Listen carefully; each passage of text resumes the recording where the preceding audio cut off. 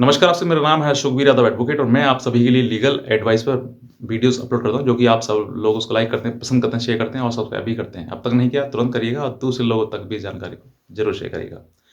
बहुत सारे ऐसे पति हैं जो कि वाक़ई उनके साथ गलत हुआ है। हालाँकि महिलाओं के साथ भी गलत होता है, लेकिन कहीं न कहीं मेरे पास कुछ ऐसे भी क्लाइंट्स हैं जो कि कहीं न कहीं उनके साथ में भी गलत हुआ है। यानी कि वो पति जिनके साथ में ऐसा गलत हो रहा है और वो आज तक अपने जीवन में सिर्फ़ एडजस्ट करते आए हैं और अब जाके इतना इतना बहुत ज़्यादा प्रॉब्लम हो गई है, तो उनके ऊपर कई प्रकार के मुकदमे हो गए हैं, जैसे कि सेक्शन 498 ए, मेंटेनेंस 125 सीआरपीसी, 12 डीवी, 12 डीवी। कुछ महिलाओं ने तो 377 तक, 354 तक लगा रखी है, यानी कि छेड़छाड़ और अप्राकृतिक यौन संबंध। ये इस तरीके की चीज़ें भी उन्होंने अपने पति के ऊपर लगा रखी है। अब यहाँ पर पति को टॉर्चर होने के सिवाय कोई और दूसरा रास्ता नहीं है। अब देखिए, महिलाएँ भी ये कहती हैं कि सर हमें तो घर से मार-पीट के बाहर निकाल दिया। आप ये समझ कर देखिए कि जो व्यक्ति जिसने आपके से शादी करी है, एक आप महिला हैं और एक वो पुरुष है, तो कहीं न कहीं कोई ना कोई तो गलती दोनों तरफ से हुई होगी, या लड़के की तरफ से या लड़की की तरफ से। अगर वो मार-पीट रहा है आपके लिए, तो कारण ढूँढिए कि क्यों ऐसा हो रहा है। अगर कोई ज़िद है तो उस ज़िद को छोड़ दीजिए और अपने पति के साथ रहिए, क्योंकि सम्मान आपको पति के साथ ही मिलेगा। अगर आप अकेले रहेंगे, भाई के साथ, पिता के साथ, माँ के साथ अगर आप रहेंगे, तो आप सम्मानजनक ज़िंदगी नहीं जी रहे हैं। आप वही घिसी-पिटी ज़िंदगी जी रहे हैं। हर व्यक्ति आपके पिता से, आपके भाई से ये कहेगा कि आप अपनी बहन घर पे रख रहे हो, और भी कई तरह की बातें हैं, आप समझ सकते हैं मैं क्या कहना चाहता हूँ। तो ये सब चीज़ें जो है वो आप ये चीज़ें जो हैं आपको झेलनी पड़ेगी। बहरहाल बात करते हैं कि अगर पत्नी ने आपके ऊपर सेक्शन 498 ए, मेंटेनेंस जीबी या कुछ और आपके ऊपर केस लगा दिए हैं, जो कि सभी के सभी झूठे हैं। ये आपको पता होगा कि वो झूठे हैं या सत्य है।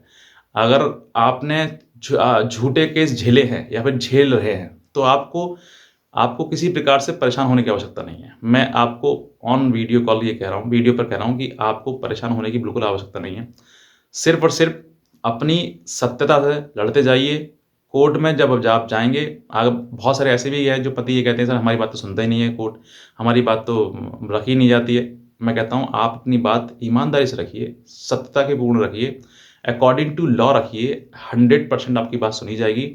सिर्फ़ झूठे मुकदमे दर्ज करा देना, ये इसका मतलब ये नहीं है कि झूठा मुकदमा दर्ज हो गया तो आपकी कोई सुन नहीं रहा है। झूठा मुकदमा दर्ज करना और दर्ज करा के ट्रायल करना, कंक्लूड करना, फिर लड़ना, लड़ने के बाद बरी होना या फिर उसमें मतलब वो अ, कन्विक्शन होना, दोनों में ज़मीन और आसमान का अंतर है। अगर आपके ऊपर झूठा मुकदमा लगाया हुआ है, मैं कहता हूँ कोई भी ताकत आपके लिए नहीं है, जो कि आपको कन्विक्ट कर दे, पहली बात। दूसरी बात, आपको उस दौरान, जिस दौरान आपके ऊपर मुकदमे हुए हैं, आपको बहुत ज़्यादा प्रेशर, टेंशन लेनी पड़ जाएगी आपके लिए कि हाय मेरे ऊपर इतने मुकदमे कर दिए, कैसे होगा, कैसे होगा? आपको प्रेशर होने की ज़रूरत नहीं है, टेंशन होने की ज़रूरत नहीं है। आपको उस चीज़ों को रास्ता ढूँढना है कि मुझे इन सब चीज़ों से, बुराई से लड़ना कैसे है। और मैं कहता हूँ कि आप इन सब बुराइयों से लड़ते-लड़ते इतने शक्तिशाली हो जाएँगे, दिमागी रूप से और शारीरिक रूप से भी। क्योंकि जब इंसान के ऊपर परेशानी आती है, विपत्ति आती है, तो वो कहीं न कहीं आपको स्ट्रॉन्ग बनाने के लिए आती है। जब आप स्ट्रॉन्ग बनेंगे, तभी आप जो है आज नहीं, आगे आने वाले जीवन में भी आप अपने आप को शक्तिशाली महसूस करेंगे। क्योंकि शारीरिक रूप से ताकतवर होना और दिमागी रूप से ताकतवर होना, दोनों में ज़मीन और आसमान का अंतर है। जब इंसान के ऊपर प्रेशर पड़ता है, एक टेम्परेचर उसके ऊपर आता है, तो वो बिलबिला जाता है, परेशान हो जाता है कि अरे! मैं क्या करूँ, कैसे करूँ? तो कुछ लोग तो ये सोचते हैं, अरे! जीवन ही खत्म कर लो, समाप्त कर लो इसको, नहीं जिया जाता। वहीं पर आपकी कायरता दिखाई जाती है कि आप कायर हैं, आप लड़ने योग्य नहीं हैं। अरे!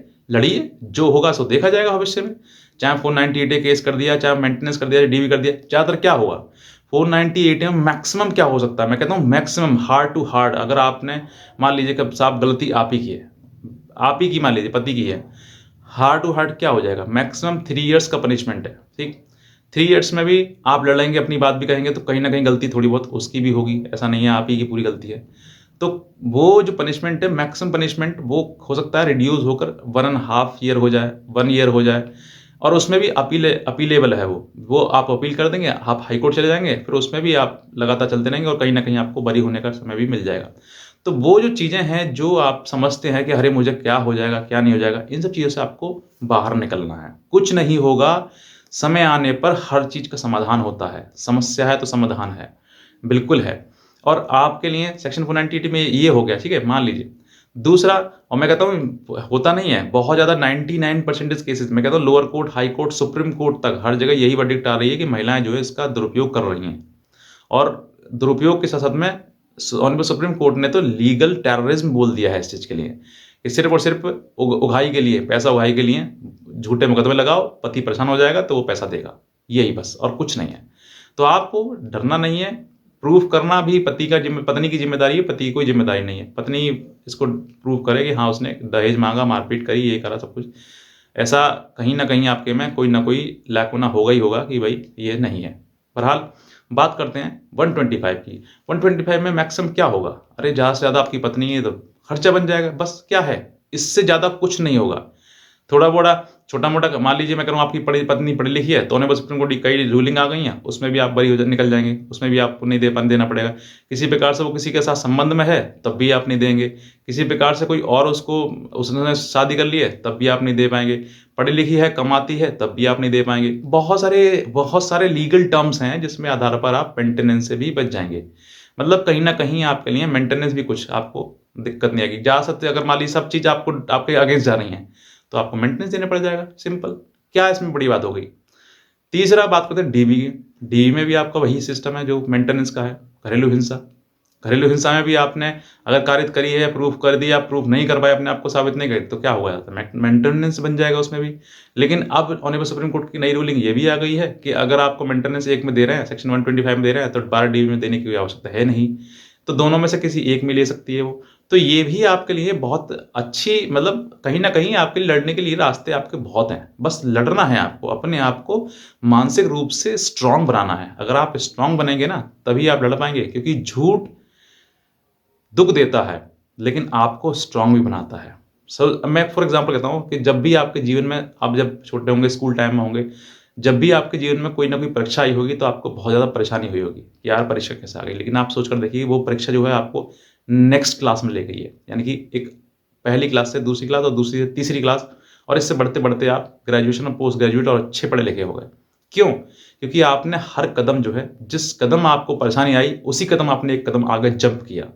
यही जीवन की रीत है, यही जीवन का सीख है, जो आपको सीखना है कि अगर आपके जीवन में परेशानी आज है और आप बहुत ज़्यादा परेशान हैं, बहुत ज़्यादा विचलित हैं, मेंटली कोई काम भी नहीं कर पाते हैं, तो आप ये समझिए कि आप उस पड़ाव पर हैं, उस परिस्थिति में हैं कि इसके बाद अगली जो जंप होगी ना, वो हाई होगी आपकी।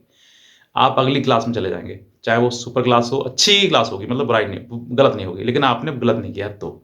और जहाँ पर आपने गलत किया होगा, तो भई देखो मेरी वो उसमें कोई आपके लिए राय नहीं है। अगर आप सही हैं, तभी मेरी राय है आपके लिए, गलत हैं आप तो गलत, चाहे पति हो चाहे पत्नी, मेरी कोई राय नहीं है आपके लिए। सही रखना है, अपने आप को सही करना है। तो अगर आप अगर झूठे मुकदमों से लड़ रहे हैं, तो लड़ते रहिएगा। समय के अनुसार हर चीज़, समस्या का समाधान हर का होता है। आज नहीं तो कल होगा, लेकिन होगा ज़रूर। लेकिन आपको घबराना नहीं है, आप लड़ते रहिए। चाहे आपको कितनी भी परेशानी आपको झेलनी क्यों ना पड़ जाए, इस दौरान आप लड़ते रहिएगा। और अगर कहीं न कहीं संभावना है कि आप दोनों एक हो सकते हैं, तो एक हो जाइए, और नहीं है तो 2 हैं तो दोनों 2 ही रहिए। क्योंकि महिला हो सकती है कि आपके ऊपर आने वाले टाइम में कोई, अगर आप साथ में रहने लगे और उसकी फिर परेशानी, वो क्रूर है, इस तरह की मेंटली उसने बना रखी है कि वो घर पर जाएगी, हो सकता है कुछ और भी आपके ऊपर आरोप ना लगा दे, कोई और बड़ा केस बना के ना रख दे। तो आप अपने आप को समझिए कि हाँ, वाक़ई ऐसी है, बना सकती है, तो आपको दूर ही रहना बेहतर है। क्योंकि बहुत सारे केसेज़ ऐसे हैं कि पत्नी घर पे गई और जाते ही उसने कुछ ना कुछ कर लिया, काट लिया, पीट लिया, बस उसी के आधार पर उसने और दूसरा केस दर्ज करा दिया, तो वो और ज़्यादा आपके खिलाफ चला जाएगा। तो अगर ऐसी चीज़ें आ गई हैं परिस्थिति सामने, तो अपने आप को भी सोचिए कि बाकी मेरी पत्नी ऐसी है कि नहीं है, और अगर नहीं है, तो आप साथ में रहिए प्यार-मोहब्बत से, कोई इसमें वो नहीं है। कहीं न कहीं महिला से भी गलती हो जाती है, तो कहीं न कहीं पुरुष से भी गलती हो जाती है। उन गलतियों को स्वीकार करते हुए आप दोनों एक साथ में रहें, और अगर नहीं संभव है, तो अकेले ही रहें। क्योंकि आज के टाइम में जो है वो कानून जो है वो कहीं न कहीं महिलाएँ जो है वो दुरुपयोग कर रही हैं, और इस दुरुपयोग की वजह से जो है आप उस किसी न किसी परेशानी में पड़ जाएँगे, दिक्कतों में आ जाएँगे। तो मैं यही कहना चाहूँगा, अगर आप नए हैं, तुरंत सब्सक्राइब करें, और साथ में अगर रहना चाहते हैं पति-पत्नी, तो साथ में भी रहें, और इस जानकारी को दूसरे लोगों तक शेयर करें। आज का वीडियो में आपसे बहुत धन्यवाद।